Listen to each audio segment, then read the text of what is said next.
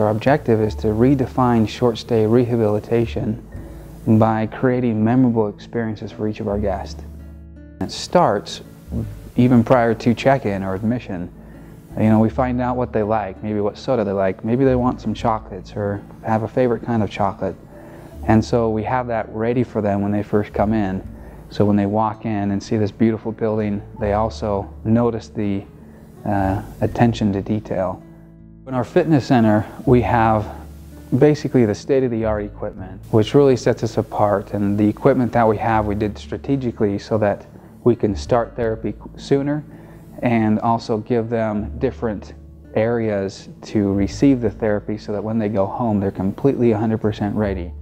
Also, we do therapy 7 days a week, which is unique.